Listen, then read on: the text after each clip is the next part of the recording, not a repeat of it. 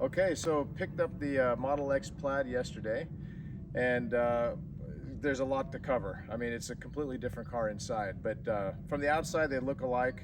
Dual motor 2020 Raven, and I've got my little Plaid badge on it. And then you got the actual Plaid, blacked out, the whole works. So outside they look pretty similar. Obviously the wheels are a little bit different, but in the trunk there are some differences. Inside the doors, coat hangers, the speakers are a little bit different. There's some stuff that we'll go over in there.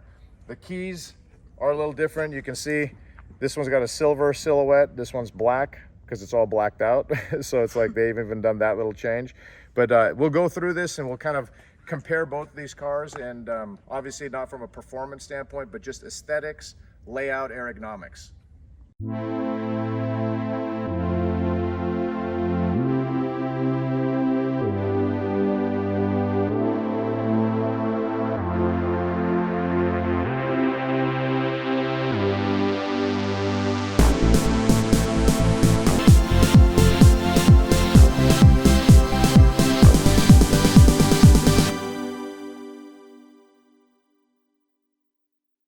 Okay, so let's pop the trunk on both of these bad dogs. So that's Snow Leopard and Ice Fox. My daughter has named both of them. So, as you see, we got the white interior on the Plaid and the black interior on the dual motor. Right away inside, you can see that this is all blacked out. This kind of trunk plate, and in the dual performance over there, it's aluminum. But then you've also got more room in the Plaid. And you know, here you've got space. So the dual motor, this is sealed, and this side is sealed. But here they've made use of that space, which is really cool, because you can, you know, store whatever stuff there if you're traveling. This thing opens up. This thing even comes out.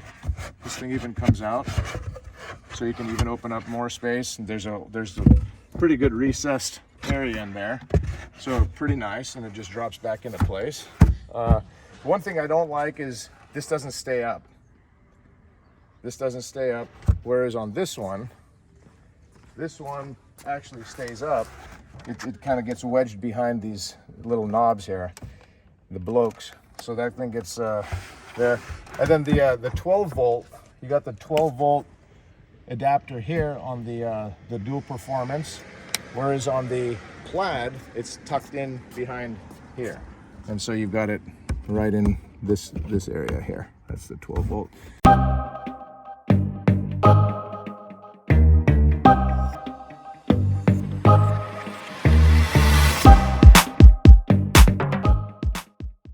The trunk lid here, you've got a handle, but it's an auto trunk just like in the Plaid. But so this handle has been deleted on the new one. This is all plastic, whereas on the Plaid they've continued with this, you know, nice little carpeting, and there is no grip handle there. So, and that's blacked out as well.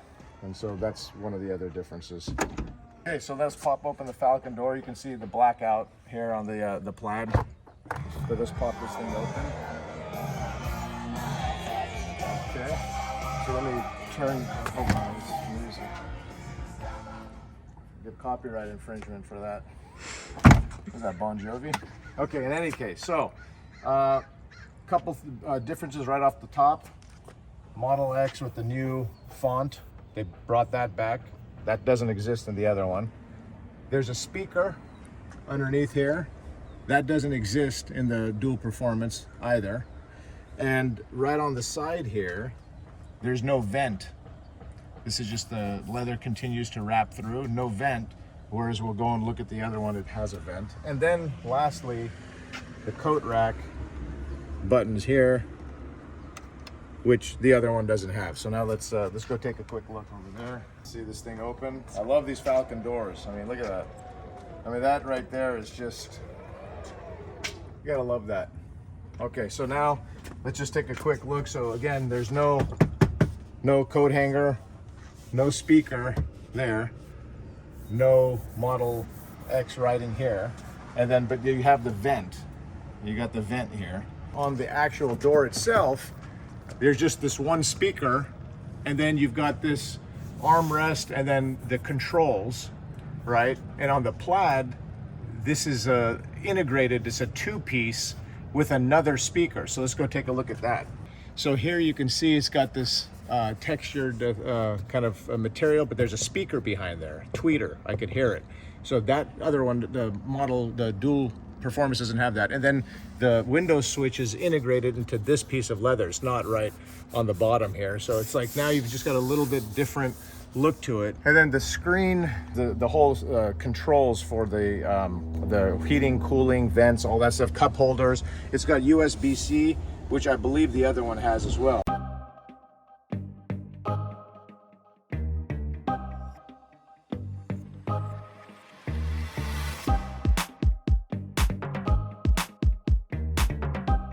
But those are the main differences as far as the trunk and the midsection. Then obviously the front, the dash, steering wheel, completely different car.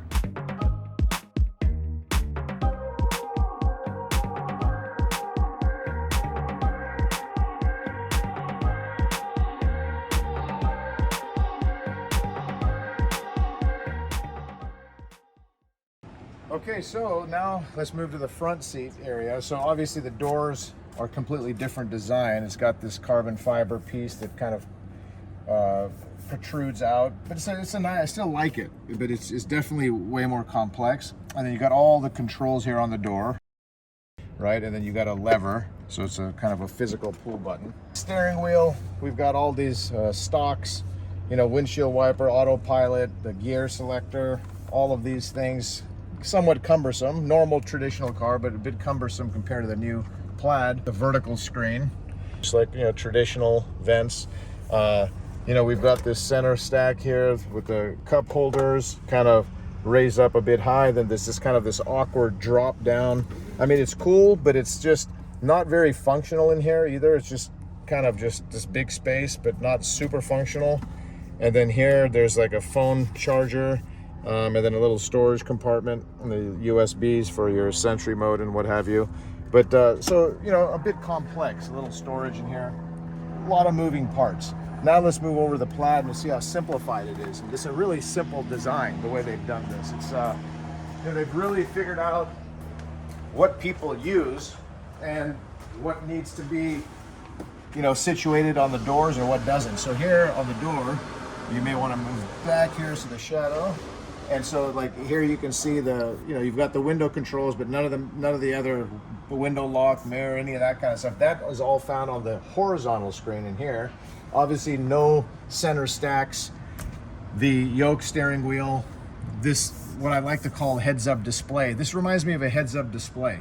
It's it's so unobtrusive and just keeps the lines so straight. It's beautiful.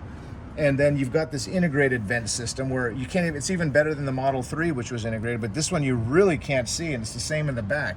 They're fully integrated, and it keeps this beautiful line and this geometry that I really like. Then you've got the phone charging here, which is really convenient. So you got 2 slots for that. And then here you do have like, oops, this one here, you have, there is a way of getting the park, drive, reverse, and neutral to light up here. I haven't been able to do it except for the first day. So if you don't want to use the swipe, you can use that. The center stack here, look at all this. So this thing moves back. Then you push this, you got more storage. You can pull that, you got more storage. You can go halfway and use the cup holder, or close it completely. Then you've got the center, which is a nice, pretty deep little, you know, compartment. Nice and comfortable, level, the height, everything is just kind of level. It's not this big drop off in the tunnel. So a lot of refinements up here. It's like completely different in the front.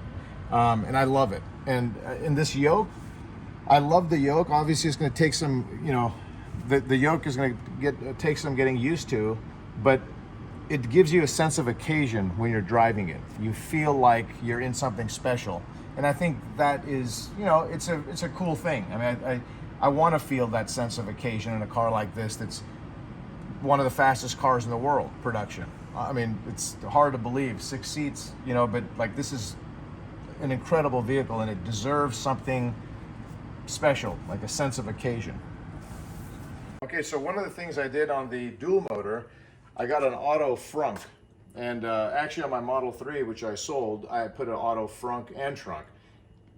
It's a must-have, and it's not out for the Plaid for the 2022 yet, for the any of the Model X's, but it's a must-have. I don't know why the factory didn't do this.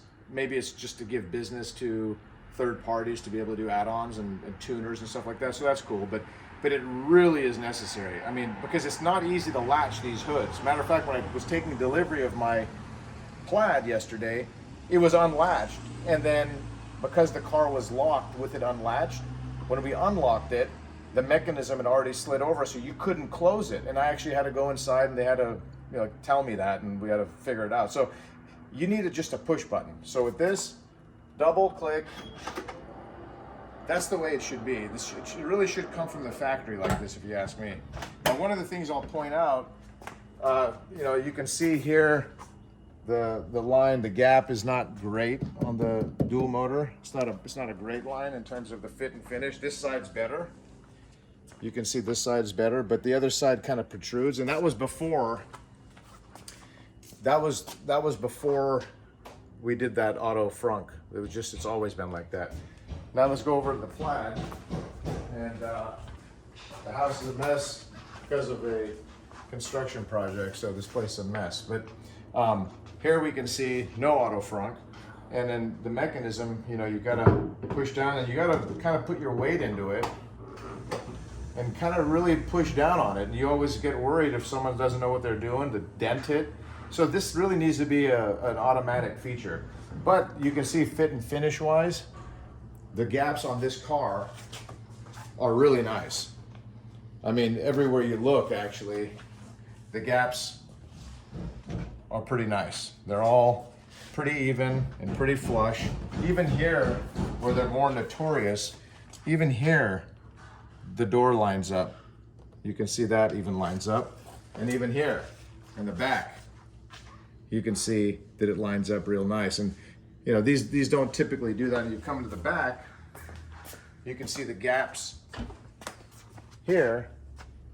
They all line up pretty evenly, both sides. That side, and then this side, pretty even. And the dual motor has a few more issues when it comes to that. The back trunk is a little bit off, and they even adjusted it once, but it's still a little bit off, and Tesla always says there are tolerances, and it's within the tolerance. But you know, for a car guy, you don't care about like within the tolerances. You want it perfect, especially for a $140,000 car or $160,000 car. You want to make sure that these things are, you know, properly fit and finished. But they've done a lot better job, and I'm really happy with it. I mean, I'm ecstatic with both of these cars. They're fantastic, worth every penny.